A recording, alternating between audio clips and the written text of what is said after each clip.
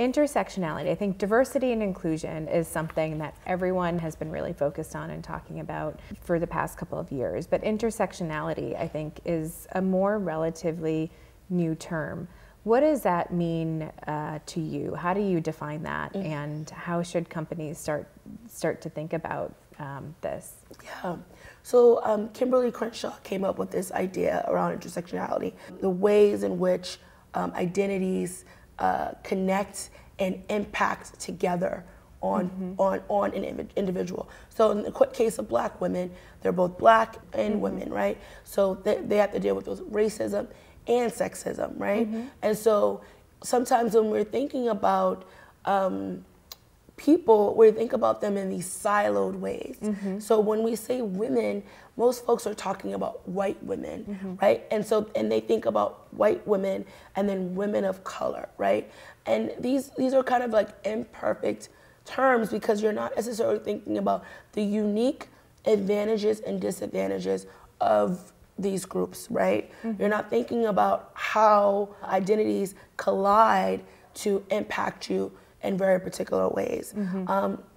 I would also add, like my own, in terms of my understanding and how I like to look at it, is not only how they connect to oppress you, but also I think there's an opportunity in the ways in which they connect, right? Like I see real value in my unique experience, you know, having grown up as a Black, queer, working class woman, right? Like there's several more identities, right? But it, like all of those different experiences have come together to give me a language for the world.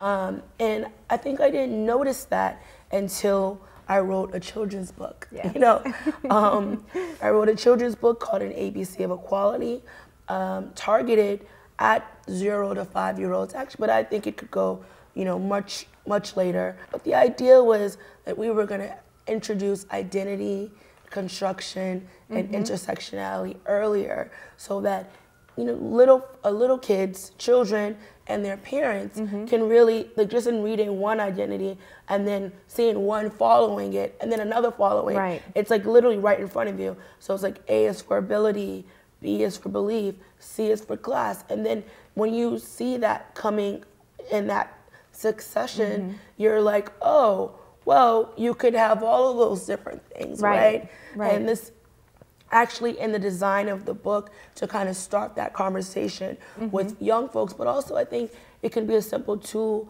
that adults can use too to really think about people and their identities. And it is the entire alphabet, so when you're looking at it in the context of the entire alphabet, it's I think the biggest lesson, like you're saying, we don't really fit in one box anymore.